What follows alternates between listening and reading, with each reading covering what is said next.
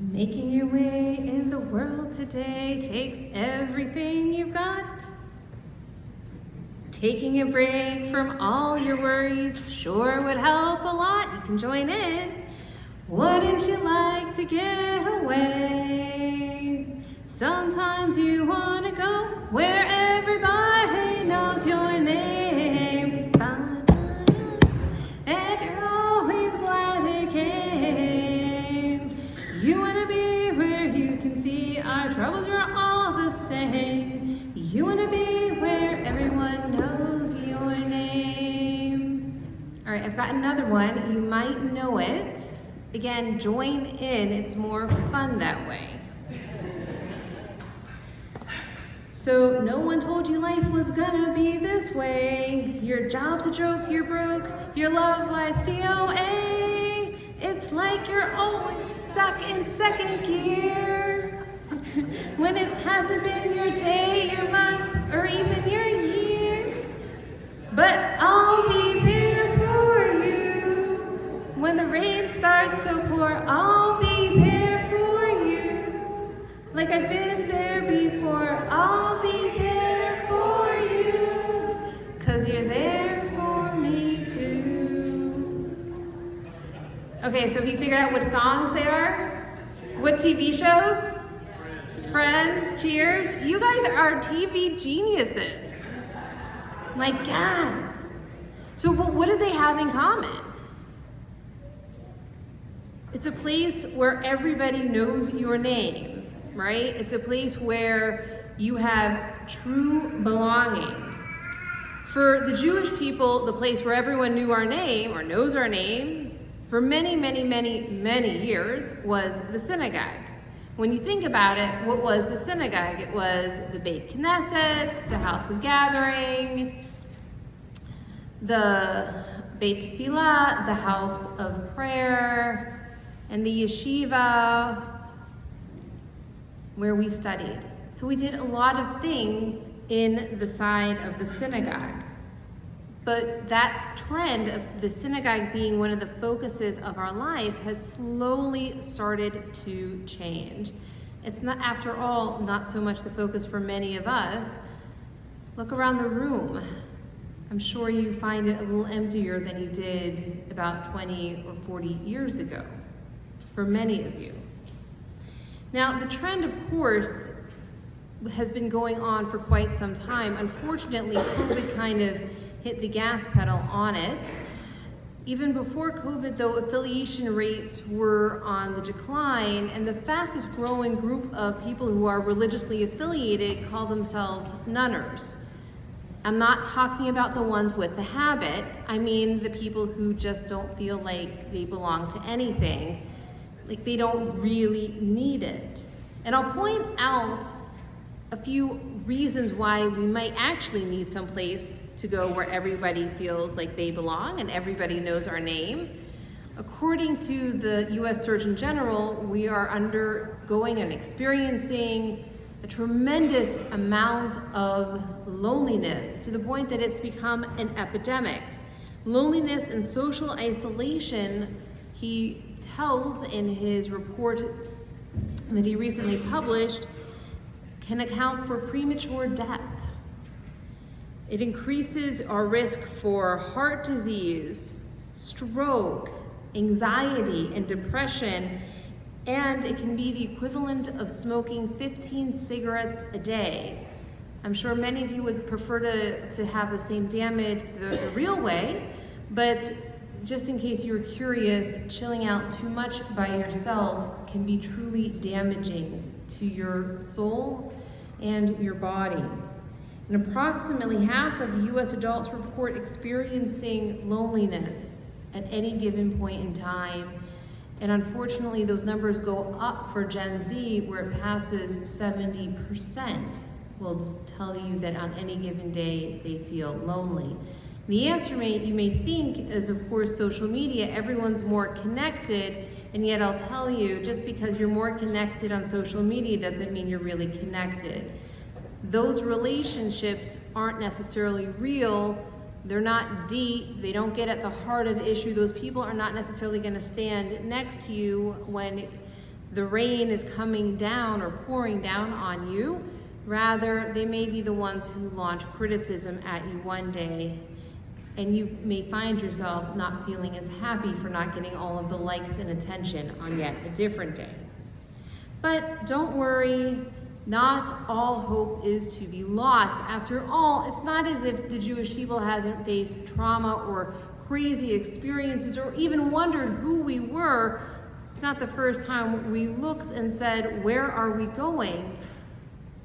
Well, I'll give you a story just to remind you how long we have asked that very question. When Moses went up on Mount Sinai, he had been there for, I don't know if anyone remembers when religious school, how many days? 40. Thank you, Juan. 40 days and 40 nights, and right around on the 39th day, he was asking God, why am I still up here? What's the deal? And God was decorating crowns on top of the letters.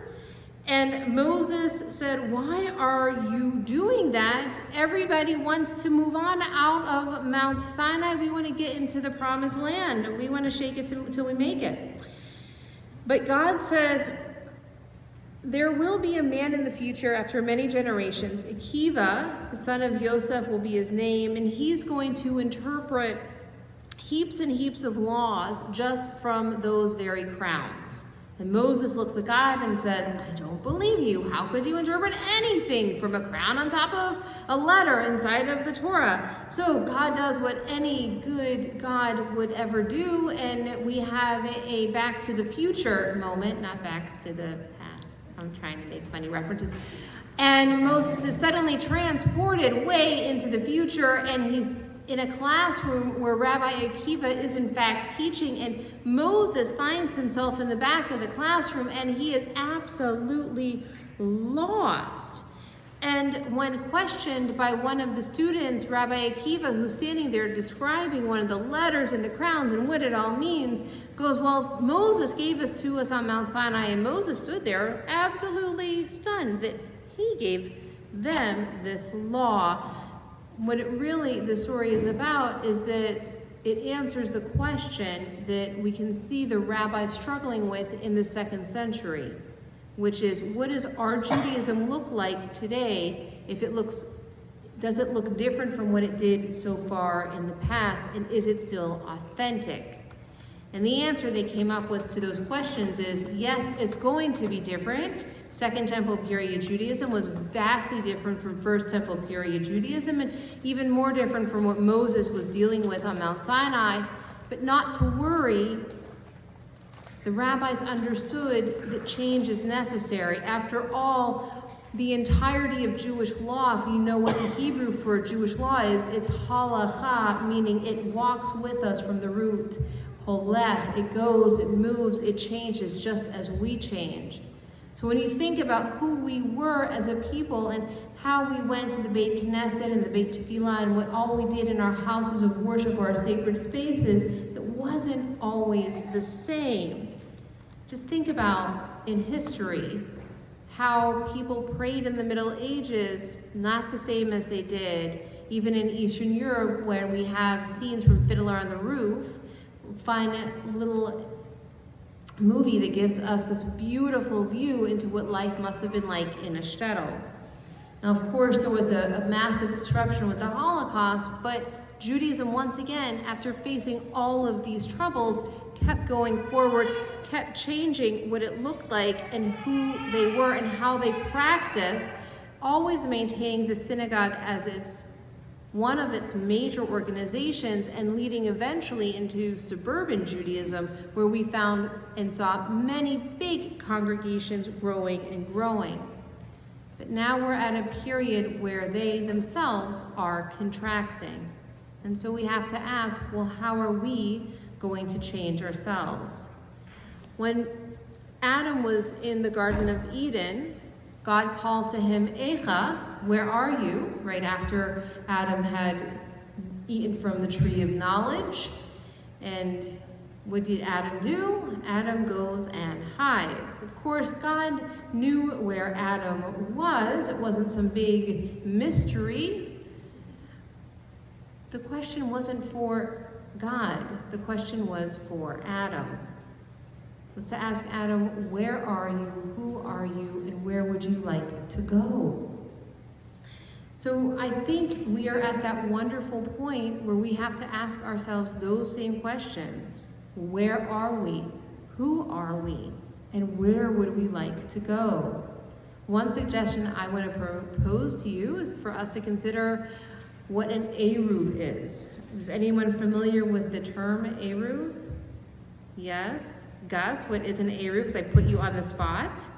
It's an area you can walk on Shabbat. It is an area you can walk on Shabbat. Why do we need an Erev? Well, if you're an Orthodox Jew, you know you cannot transport items from your domicile into public space, and so the rabbis came up with this wonderful way to expand the domicile out into the community. It is a space that is marked off with usually string of some sort. Sometimes power lines count as those strings, and if you go into Orthodox neighborhoods, you will still see whether or not you live in an Erev can be a big thing in terms of buying a house or not buying a house. So I would love for us to expand that whole concept of an Erev. It doesn't necessarily have to be an actual Erev. I'd love it to be a social Erev. We expand our domicile as Temple Beth Israel. One of the ways that we've already done it was we had an open Shabbat, and again, I want to thank the Zarks Foundation for helping underwrite it. Thank you, Michael. And we had over 100 people here that night. It was an amazing experience. I want to see more and more of those moments where we expand our domicile out into the community, being a light for others and helping encourage them to understand who we are as Jews. And the other ways that we are going to be going about doing that is this year we are hosting the Interfaith Thanksgiving, so I'm very excited to do that. I'm working with Macon Tapestry, the downtown interfaith organization, and looking at bringing a TED Talk-like event called Theo Ed to Macon, so I will keep you posted. Partnering with Mulberry Methodist for the trip to Eastern Europe, which I had mentioned before, are all things that I think for me are on my horizon of one of the ways that I think we can lead ourselves forward into expanding that social Erev, to incorporate people that go beyond our walls. We need to maintain our relevancy. We need to maintain our presence. Those are some of my ideas. And now I have to ask you, what are some of yours? To answer that question, you should have a QR code on the back of your Misha Berach list. If you click on your camera and use the QR code, I want to thank Mamie for helping so much with the survey along with Stephanie. You can fill out a survey. It took Simon 4 minutes and 21 seconds. Thank you for timing it. So it's not a lot. It's not a lot of time, but the information there is going to help on several different levels.